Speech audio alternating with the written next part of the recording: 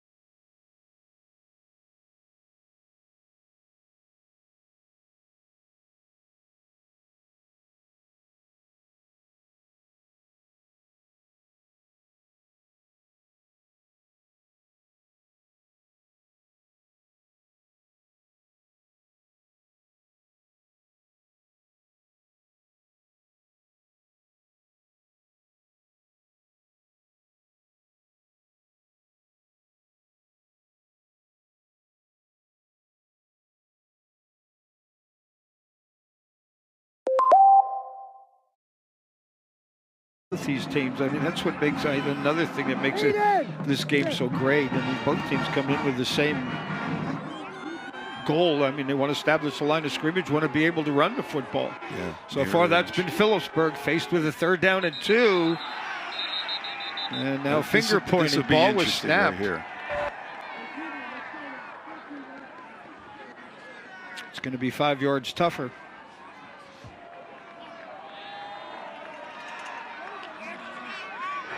Again, we talked about Phillipsburg sometimes this year had, some trouble with penalties. We talked about that.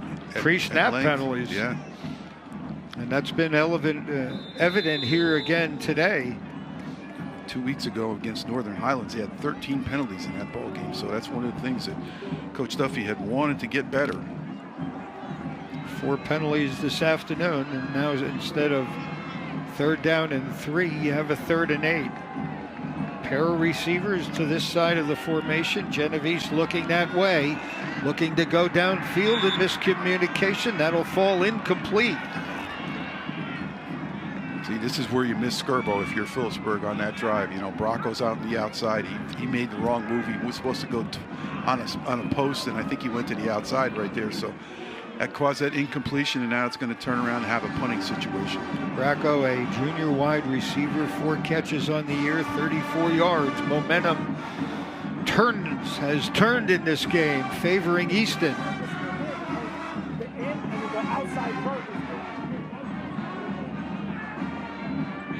Guerrero and punt formation. Skirbo's done Genovese has done a great job in that role. Oh, yeah, it took a long time.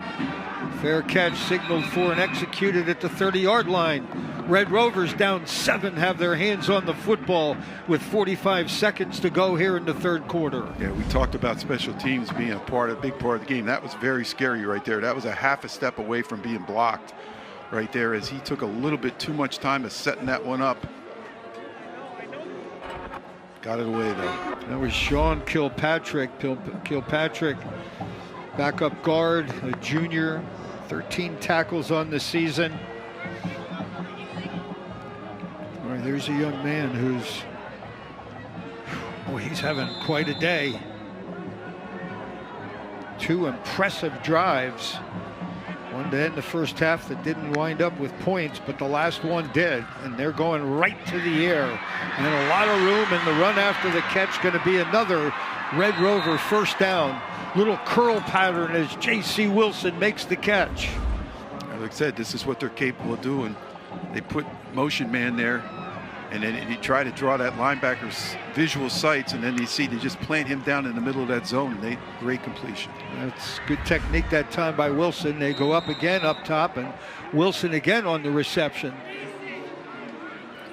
Blacknall, 36 tackles on the year for Phillipsburg. Nice job of coming up there and giving that a small game. Red Rovers can talk about this if they want. 9 seconds to go in the quarter, but they like to play at this faster pace. And they will run another one. On the ground, Day avoids a couple of defenders, and he's got a first down. Red Rovers kicking in that rushing game now as time expires in the third. Here comes Easton. It's 14-7 Phillipsburg. We are through 3.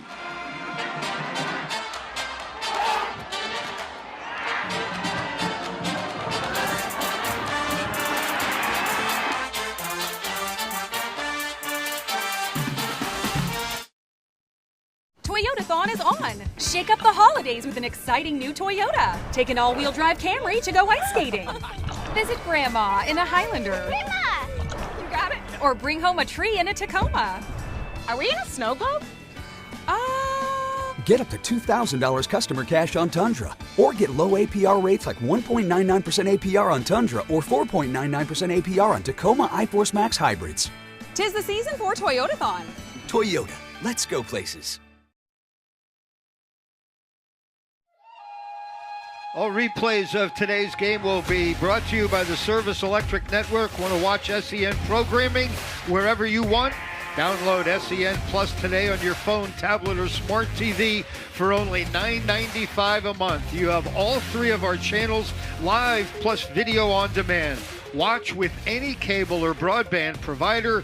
Go to senetworkplus.com and sign up today. Doug Heater, what do you have for us down there? Well, I'm going to state the obvious. Without Justin Skirbo, it's really affecting Peaburg offensively and defensively. And I'm going to point out this, that J.C. Wilson told his coaching staff before the end of the second quarter to look for him.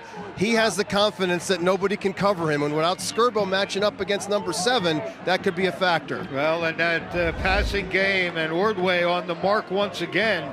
And a nice jab of Wilson. That is a catch. He is trying to atone for that one drop he had earlier. Motion man is Fallon, who now redirects to the near side. Play action, and it is caught. It is Brittle on the reception. And Brittle just outside the 10. They'll spot it at the 12, 1st and 10. Red Rovers in hurry up. Well, Biddle's been so good on that move over the middle. They've had a lot of success. I'm sure the coaches have put that in their pocket that they want to run that play more and more across the middle. Ordway on the keeper. And he will be fortunate to get back down to the line of scrimmage. Let's get down to Mike Ventola. You know, even though Matthew Skirbo isn't in the game right now, he is still, of course, trying to at least be supportive of his teammates. Now, it doesn't translate a whole lot into the game action, but one thing that you guys and Doug have talked about is that his size, and one thing that Frank Duffy talks about is his size and demeanor is such a big factor on the defensive side, because not only can he lock down one side of the field, but because of his quickness and athleticism, can pick up areas in space, and that's what Pittsburgh is missing right now. Well, Day now the running back. Ordway with time. He's got a man in the end zone and just missed him. Was intended for foul, and Skyler's really come on as of late. The junior. Ordway just a touch too far. Was pretty well covered by the Stateliners. Yeah, we talked about how they've been putting him in motion all those plays down in that drive. That time he looped around and took it to the back to the opposite side of the field. Was open. Two double-digit win programs meeting on Thanksgiving as advertised. Biddle, the motion man, now redirects back here. Ordway looks him off and was looking for Jasir Frutchie. It was well covered and was always going to be a tough catch. He had two of them for 37 yards and a touchdown against Emmaus.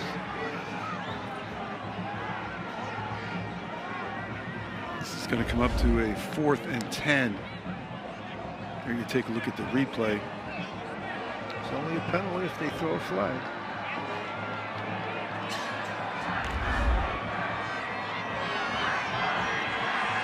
Fourth down. They need to get the football to the 7. Wilson is up top. And now a little pump and go, and that's not going to get there. And now a flag does come. Looked like they were impeding the process of Wilson as he tried a little pump and go, and it looked like there was some body contact. See, again, this is where 6'3" becomes a big-time opportunity as Matos gets caught up early, not later where he's complaining about now, but early right there, as you can see that hand, and then he releases it, but that hand was in there early. Well, and you can see what a tough game this is. One official right there. Flag came from the middle. I mean, it certainly looked like the right call. Keep in mind again. And we apologize. We have lost that communication with the referee. But there is no such thing in high school football as catchable and uncatchable. If there's contact, there's a flag needs to be thrown. So that'll be a costly one on the Stateliners.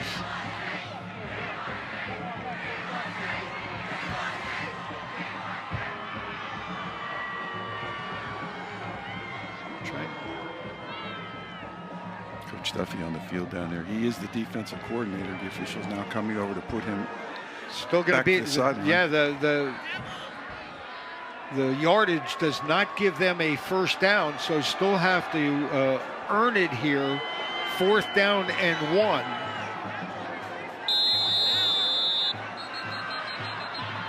As the yardage on it came up a yard shy, and now a lot of confusion going on there, and a timeout.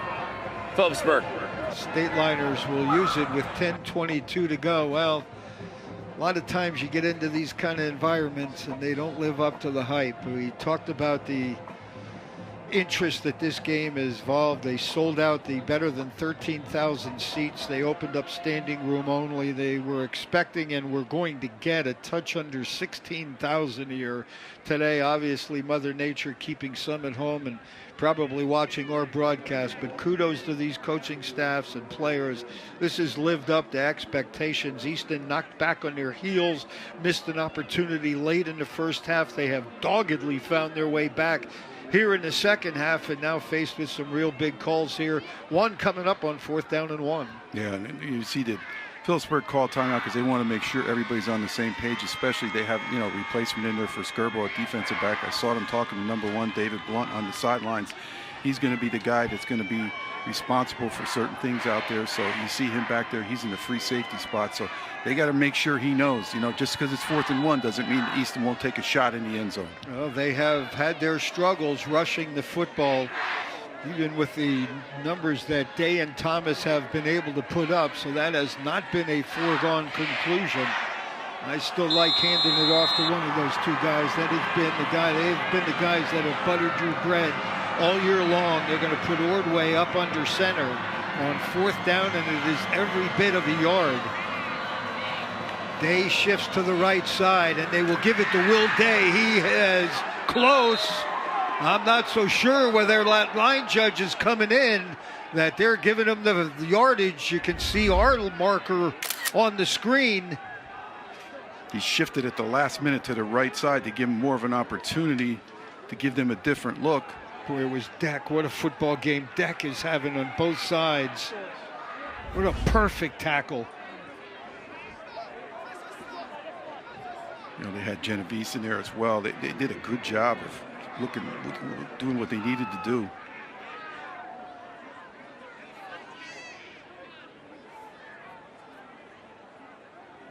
Everybody in the stadium holding their breath. It is going to be a stop for the Stateliners by Lynx. And I do mean a couple of chain links on the sticks. They will take over on downs with 10-17 to go in the football game. What a tackle by Deck to prevent that first down. Yeah, they had a situation where they switched. Day's side. He went from the left side to the right side, give him a little bit more of an opportunity. Coach Seneca not happy with that spot, I'm sure, is what he's complaining about. Game far from over with 10-17. Genovese now brings the offense out for the Stateliners.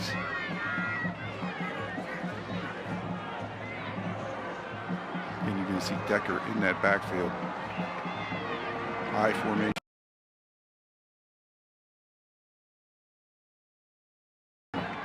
Orgo, the up back, the fullback, has got a lot of reps in this second half. He's a sophomore. No gain here on 1st down.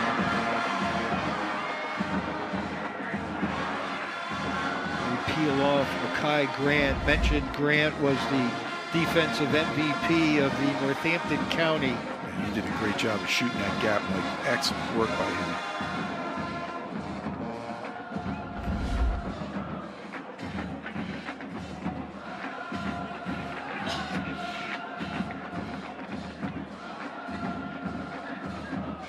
Genovese hustling to play in from the sideline, starting linebacker on the Easton roster.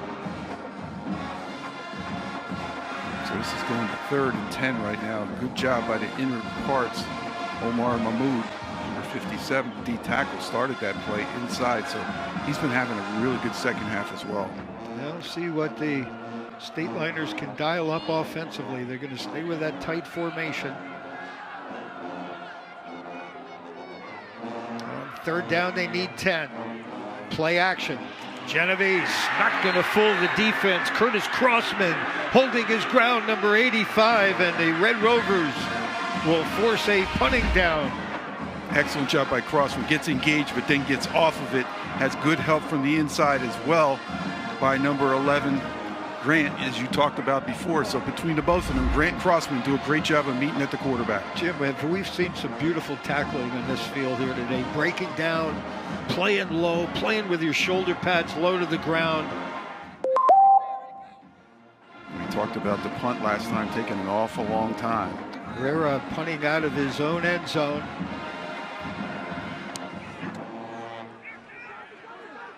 And Biddle calls for and executes the fair catch. Red Rovers will take over at the 36-yard line of Phillipsburg. Double-digit wins for Easton, going back for the first time since 2014 when they went 12-2, won the EPC South, wound up a District 11 runner-up. That marked the 6th consecutive year under head coach Steve Schiffert that they won double digits. Program has won just 6 times over the last 2 years, turning in a 10-win season this season. Going to have quad formation here, 2 on each side. Now they're going to go in motion. Ordway, little pump and go. Downfield, Futchie, it is knocked away by the Stateliner defense. Coming over was number 15, Jason Blacknall, to knock it away. Yeah, good job again by the double team right there. And I said, number one, David Blout, who's come in here, he's a senior, but he hasn't played that much. But the thing is, he's getting a lot of experience here. Jim, we talked in the first half that, the Easton offense opening things up, stretching the defense out. That is left open, like the curl routes and the intermediate and the short routes. See where they go here on 2nd down and 10. On the ground. And some running room for Thomas, but boy, did that close in a hurry. Boy, have they done a good job on him. Aiden Highwell, joined by his brother Luke. Their quickness is unbelievable when you take a look at how they end up getting to the ball carrier. They're very, very quick, going sideline to sideline. Aiden a junior, Luke a senior. 3rd down, they're in 4-down territory. And movement on the Stateliners, another one of those pre-snaps. If this is against Phillipsburg. Prior to the snap, encroachment, defense, number 50, 5-yard penalty. Well, Still 3rd down. Does that make this thing a whole lot more manageable?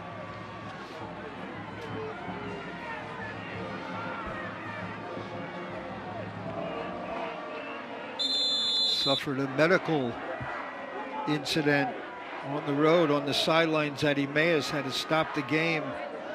A little bit of a heart issue. He assured us that he is 100%, but boy, the team rallied on that night to beat Emmaus in overtime. And it just seemed to strengthen the bond that these guys have. Thomas getting the call, forward progress to the 25, and that would be a 1st down, and it is. He gets the official from the side, mark that as a 1st down.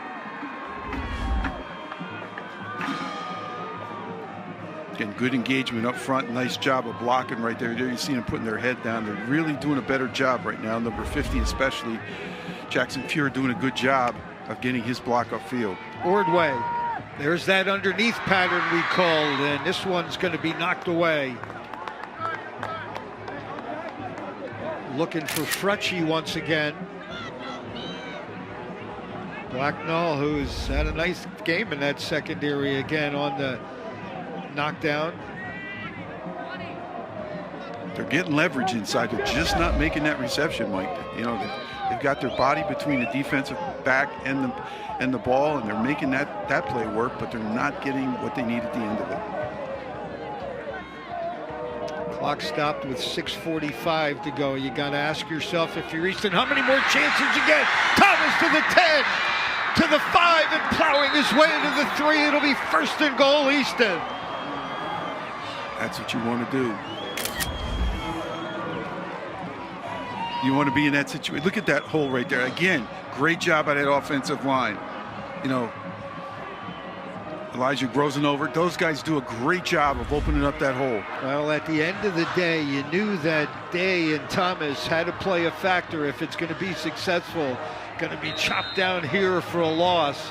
Boy, I'll tell you, does Genovese do a good job coming off that edge. He has made a number of plays like this here this afternoon. You talk about a one-man band. This guy has done it all. He's done a great job of getting in that backfield early, showing a lot of speed. Not very many times you see the quarterback be able to do that well on defense like he does. Clock stopped with 6:13 to go. Seniors here for Phillipsburg. 32-4 on the year. Last decade that Phillipsburg program had the best of this series was back in the 80s, 1980 to 1989. They won 7 of the 10 games. Chance to tie a program record for most wins in the season here with a dozen. And the Group 4 finals coming up next Wednesday against Winslow Township. Furthest thing from their mind right now. Their defense inside the 10 has been outstanding here. Thomas again, surge to the 1, momentum, touchdown, Easton. Great job of getting behind him there. The offensive line gave him an escort into the end zone, and an excellent job. The feet keep moving, watch the feet keep moving, move. And then all of a sudden you see those offensive line. We know where we're at. Time to push and get them in there. Extra point away of drawing even and battling back from a 14-0 deficit.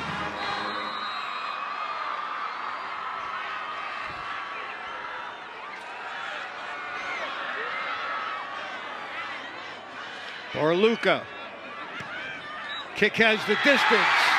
The 117th edition of Easton and Phillipsburg is tied at 14 with 6 minutes and 1 second to go in regulation.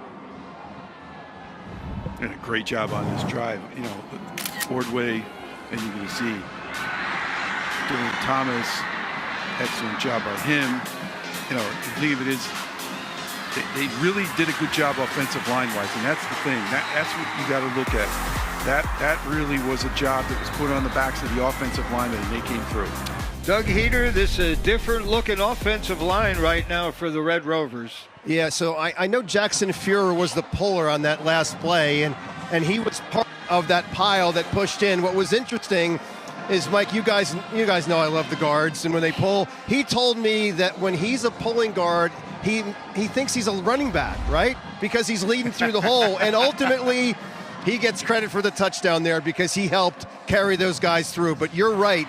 Those inside zone runs and the fact that those guys were able to block up front, that's the difference. And, boy, they're feeling it down here on the Easton sideline right now. Now that it's pulling guards, H-back. You're an H-back guy, Doug. Come on. When they pull the H-back, I like that too, but I love the pullers, yeah. What's it like down there? I mean, let me start with you and then go to what's it like down there on this field? No, the energy down here is tremendous. It's completely different since that middle of the third. And what was cool for Easton is they got the score down here in front of this large student section. So obviously this becomes an important series for Phillipsburg, but the energy is much higher than it was. Kick again. It has been the norm here, not letting those return guys and mishandled, and that will work out just fine.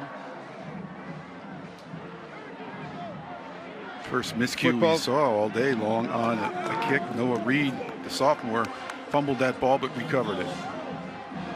10th grader, 5'10", 170. They have a dozen sophomores, 12 freshmen, 27 juniors. Mentioned the 17 seniors. Well, game has been all about field position, just about. Red Rovers have battled back from a 14-0 deficit. Couple of ticks under 6 minutes to go. Out of the eye, can the Stateliners now regroup and find their momentum offensively? Genovese, it's Crossman, and down he goes. Crossman's ability to just shed his blocker has been really awesome in this fourth quarter. He's been in there 4 or 5 times, especially on that last drive. And look at this right here. He just sheds and goes right around and grabs a hole and hangs on to Genovese. Crossman, the junior, 6'3", 215. Another negative play turned in by this Easton defense, going to put Phillipsburg in a second and close to 16.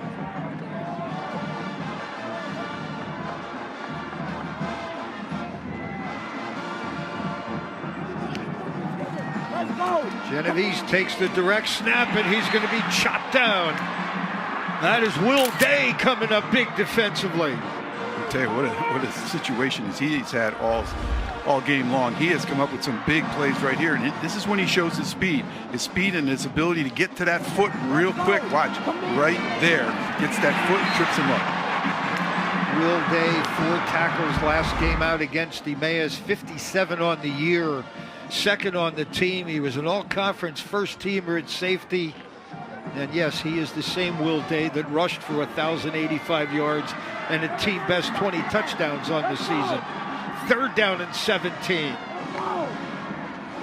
Genovese, complete, but maybe back to the original line of scrimmage, and that will probably big out the punting team once again. Matos on the reception. McPeak on the tackle, Mike, and we've talked so much about him, the sophomore on the outside. Great recovery right here. Goes up, grabs, and holds on until he gets help right there. But smart play as it was one-on-one on the outside. Their ability to go deep without Skirbo is not as good as it usually is. McPeak had an interception in their win against, or in their loss against Emmaus. 2 on the year, 6 tackles, 1 for a loss. I think he made a big name for himself, Mike, when they played Freedom this year as well. He did a good job covering those Freedom receivers, and that's when he really had a coming out party. Timeout. This is a timeout I'm pretty sure you didn't want to burn if you were Stateliners, but they got to make sure everything is... Timeout. Phillipsburg. Let's take a look at the play of number 85, Curtis Crossman. He's just been so good all afternoon at shedding blocks. You see him right here. He gets engaged, but then he gets to the outside. Fundamentally, you want to take care of that outside. You don't want to get him released to the outside. Then he gets an inside shot right here with the good blitz to the inside. He has really had a very good game here today. You know, Jim, when we came here, we drove to the stadium together at, what was it, about 6:45 in the morning? It was still dark out. It was but anyway, still dark. You know, I had Curtis Crossman for years, the tight end in this Easton program, have always made a name for themselves. I thought, boy, Crossman's a guy that could be pivotal in today's game. Not, you know, I wasn't thinking about what he could do on this side of the football. Yeah, he's had a really good afternoon on that defensive side. Biddle deep to receive the kick. He is standing just inside his own 45. Signals for, and the kick driving him back inside the 40. And the Red Rovers with a chance to take the lead in a 14-14 game. You're just tuning in. Phillipsburg scored 14 unanswered in the first half. Easton has responded with 14 of their own here in the second half. How about these Easton Peterborough games, which is a lot of games, but it just seems to me like tale of two halves. Tale of two halves. Unbelievable job in the first half by Phillipsburg. Second half, Easton has done an unbelievable job. Well, fair or unfair, Jim, I mean, the programs are carrying the weight of both their towns on their shoulders, and when that's the scenario, you're playing for the guy next to you. You don't stop playing in these games. Ordway with a quick release and finds Jasir Frutchie. That good for 7 yards, and all of a sudden this Peterborough defense is having an awful tough time stopping this Easton offense.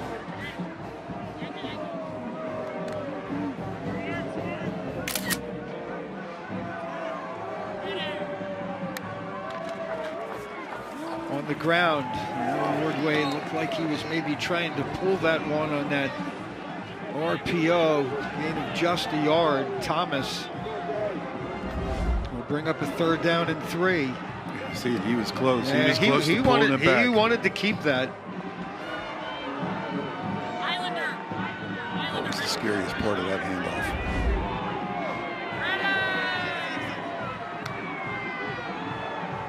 Time now very much a factor. I see them use a timeout here. Ordway has the play. Play clock's down to 4. They're not going to get it off, and just barely beating the play clock. It's play action, and Ordway on the money again. Is it Biddle? It is, with the reception. Yeah, Biddle's on his way to being like one of the MVPs of this ball game, the way things are going. He has been great in that middle. Good job of taking it out of the belly, popping it inside.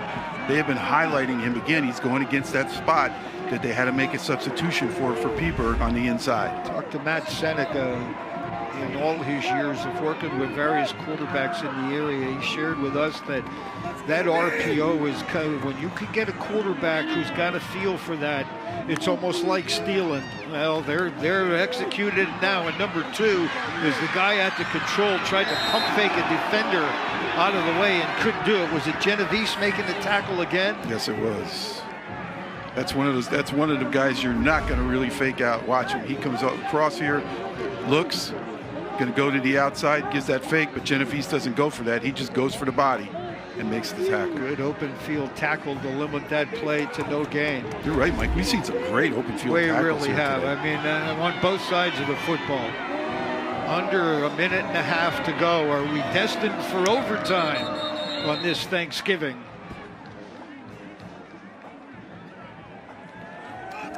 Snap violation on Easton. Going to make it 5 yards tougher. Prior to the snap infraction, 56 offense. 5 yards, 2nd down.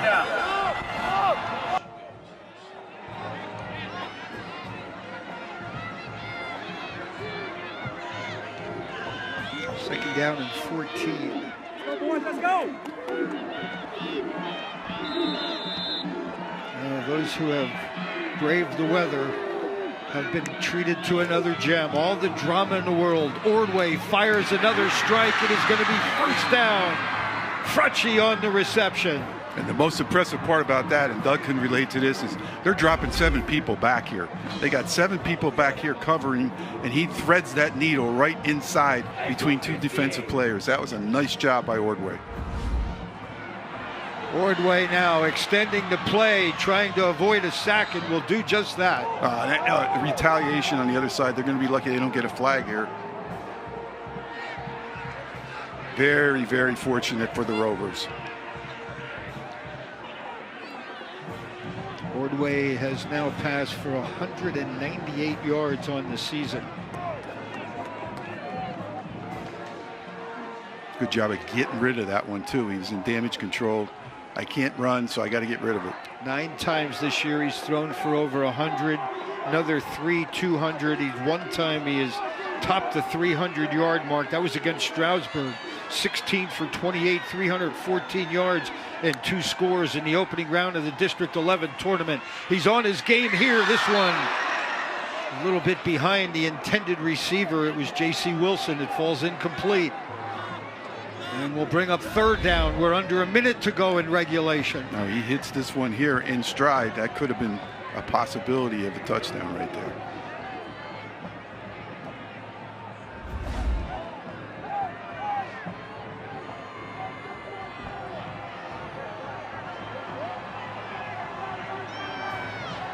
Said he learned a lot about being part of this rivalry a year ago. Crossman, the motion man. Ordway, pump fake left, setting up the screen, and it is buried. Lucas on the hit, Mike, and again, Mr. Thanksgiving right there comes up with another big hit. Boy, I like the call offensively, and that's just good. That's that's assignment football. Yeah, and I said they've been sound all day, and he comes up with a whale of a hit. And it'll come down to a 4th down and 10. 49 seconds. Again, Lucas, the defensive MVP a year ago, 17 tackles. Leads the team with 104 of them this year. Looks like Matt Seneca's going to call a timeout here. He wants to take another look at this. Timeout, Easton.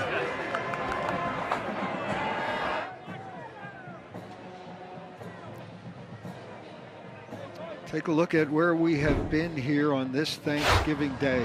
And it has been magical. First half, the Stateliners were getting things done. Deck the rushing touchdown. Genovese getting it done with his legs. Has played a tremendous game defensively. But the Rovers hung in there, Jim, and as a result, I mean, they've got a shot. Yeah, they did. And, Dorian Thomas was a big part of that. And you're going to see how he finishes the deal right there to give that opportunity for them to tie up the ball game. Special teams have been good. We really haven't had, any problems with special teams. So it's been a nice job by both teams here going into the last 49 seconds. All replays of today's game will air on the Service Electric Network, down SEN Plus today on your phone, tablet, or smart TV for only $9.95 a month. You have all 3 of our channels live plus video on demand. Watch with any cable or broadband provider. Go to senetworkplus.com and sign up today. There have been some loyal fans that have endured the elements. 4th down and 10. Ordway looking to throw. Will go up top. It's going to fall incomplete. Looks like a mix-up on that pattern. It looked like Wilson was heading toward the inside when he thought he was going to the outside. So the Stateliners take over on downs. Yeah, it looked like he was heading downfield, and then fortunately not an INT. See Pure what Rover fans. Phillipsburg tries here. I mean, you certainly don't want to make a mistake. My timeout, injury. Play stopped, and it is Charles Mena.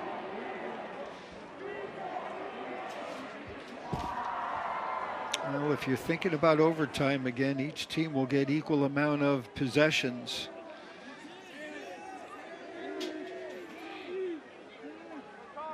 Well, we'll think about that thought in a moment. Mike Ventola, field goal kicker for Phillipsburg has had a shining moment already this year. Yeah, Alexi Morea, he kicked a 46-yard field goal in the sectional title game for the win a couple of weeks ago, and certainly that was a factor coming into this day, was that if they needed to get 3 at any point, they certainly have that advantage. And when I asked Coach Duffy about some unsung heroes, he said, I think Alexi's earned that title and then some, so certainly could be an opportunity for him if Phillipsburg gets into field goal range. Mike, tough to tell. Wind in their back here. I mean, they needed probably get it to about the 30-yard line for him to match that. I would think so. They'd have to at least get to it at 30 because he can get even as much as 50 if need be. Well, they're going to take a shot. Genovese not going to have much time to survey. Boy, have they turned it up a notch.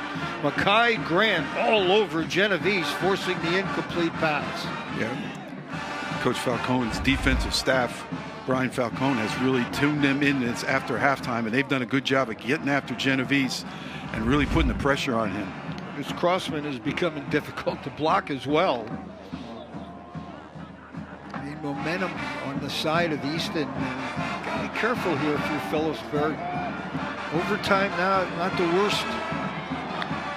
worst idea.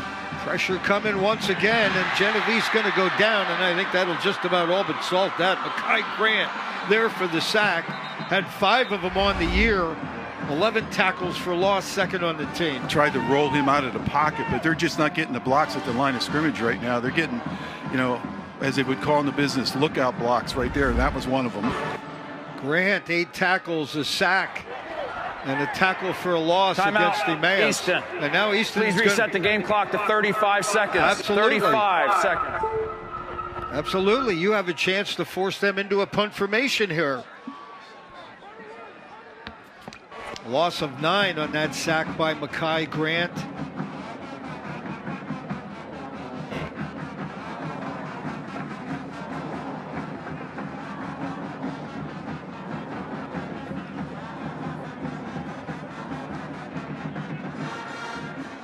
First half 14 points for Phillipsburg, second half 14 for Easton.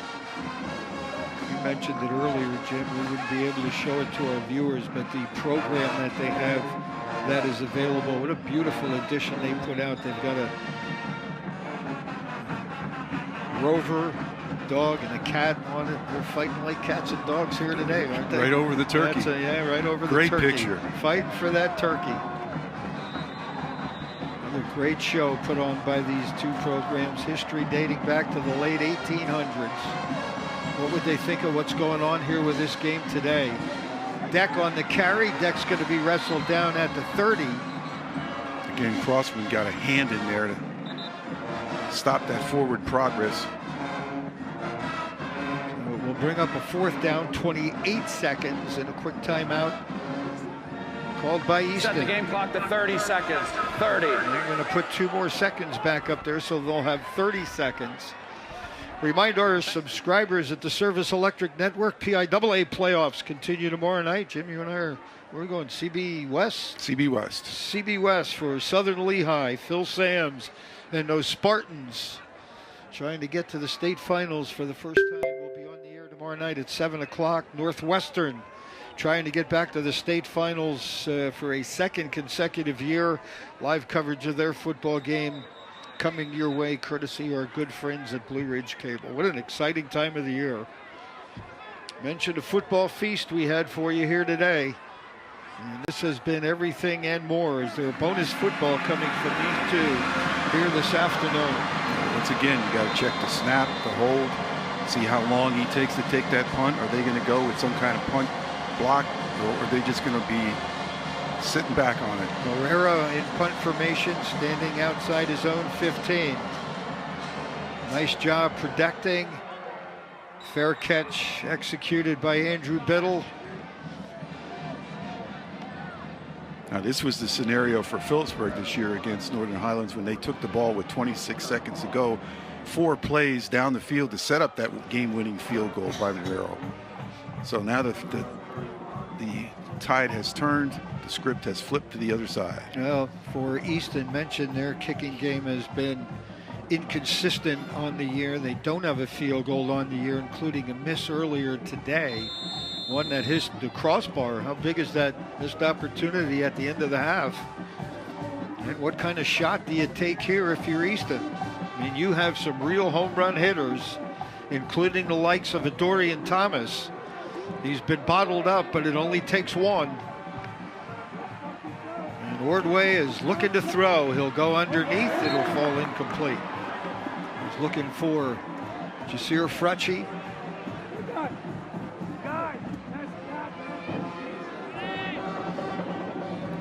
21 seconds.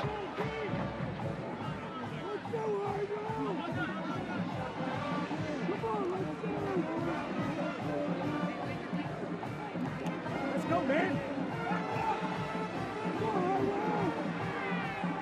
Trips to the right of the formation. And now Crossman comes back here. Here is Thomas. And he is going to be chopped down. Add another good tackle to that list. And again, it is Genovese. I'll tell you what, if he's not looked at by a college by the end of today with his defensive ability, I know sometimes they struggle because of the passing game, but the thing of it is his defensive ability, he is spot on. And that is going to bring to a close the 117th edition of this rivalry. It ends in regulation with a 14-14 tie, and we will indeed go to overtime.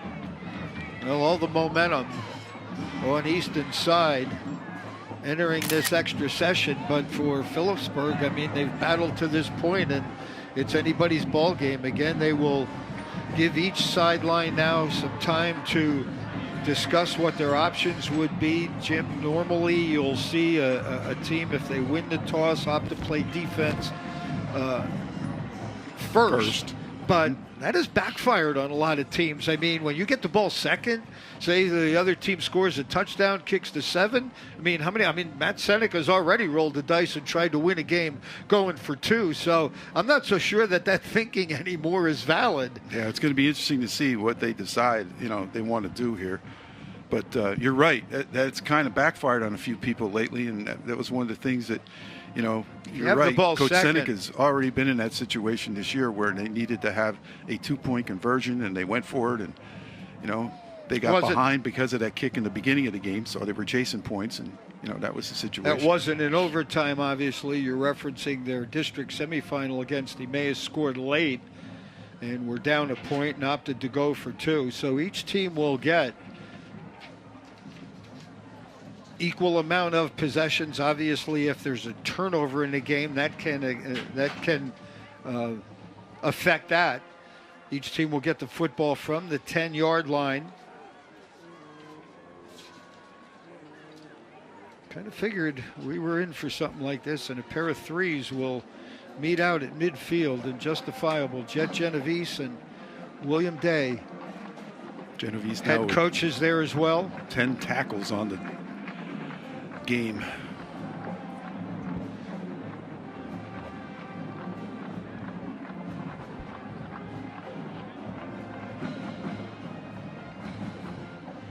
Referee Matt Freeze going over the options for the 2 captains. Frank Duffy, Matt Seneca.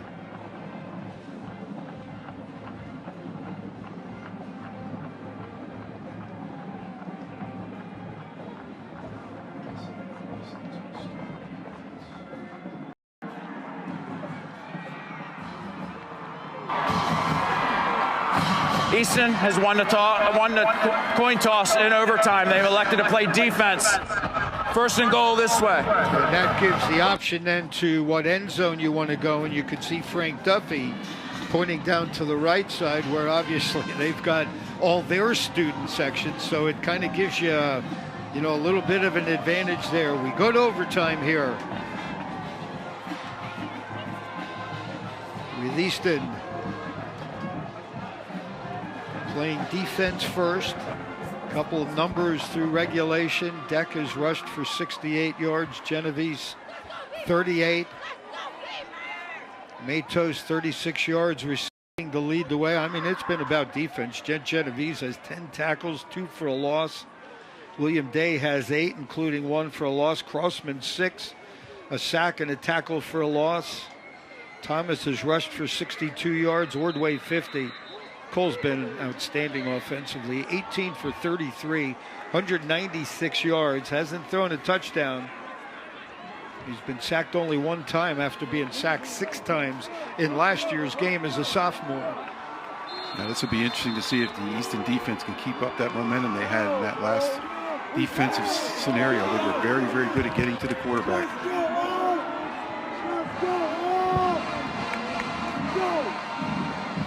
On first down, start on the ground, trying to get to the outside. And we'll gain 4, close to 5. Deck getting the call. Once again, Deck's been very successful getting to the outside in that first half. Second half, not as much, but this time he does get the angle and gets himself out of bounds. Cale DeSora able to, that play was close to getting into the end.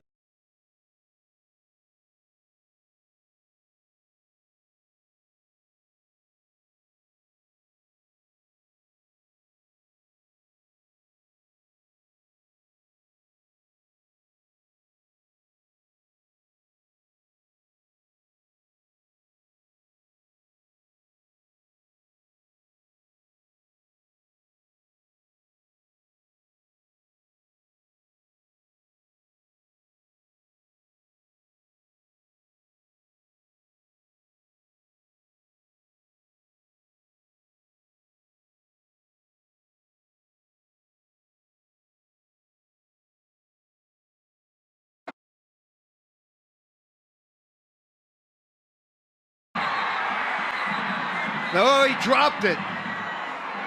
Still going to bring up 4th down. DeSora had it in his mitts. 3 interceptions on the year. He's going to roll to the left, and you see he's getting pressure there at the end. Throws it up. Never really had a hold of it there till maybe a half a second. But we're going to see a field goal attempt here by the Stateliners. That is going to bring out their fine kicker.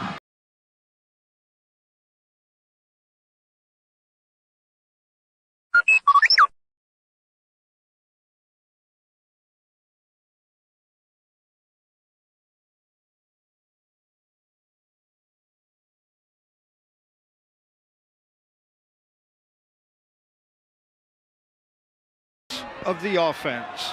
And again, they have not kicked a successful field goal all year, so it's not a gimme here for the Red Rovers. Barluca has attempted 1 here today. It hit the crossbar. Touchdown wins it for the Red Rovers. Day may have lost a yard or 2 on first down. The middle of that line has been off all day long. They haven't been able to put any dents in that armor of Phillipsburg. Take a look at it here. Fill the hole again, and who is it? Lucas once again coming down with the initial stop. Jaden Lucas, and they did spot it. Forward progress for a gain of 1.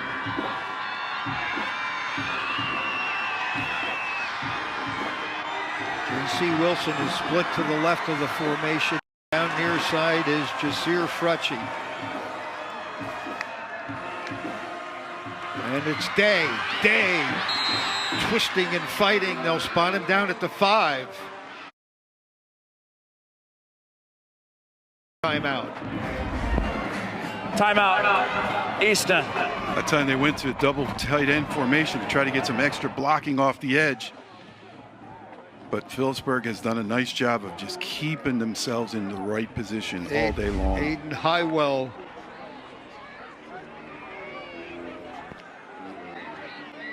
Junior, trying to research. I believe the last overtime game between these two was back in 2010. Look at Matt. I think he's going to try. He's going to try the field goal.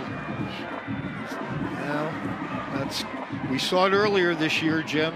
I'll tell you, in a game, right? It'll erase it'll erase a whole year of disappointment with 1 field goal.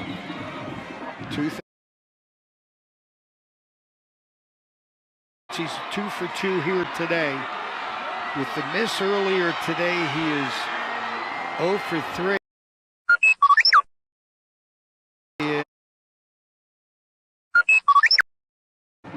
Doug, what do you have on kicking Noah Marluka? Well, first of all, I walked past him right before overtime started, and he was over here kicking. But listen, that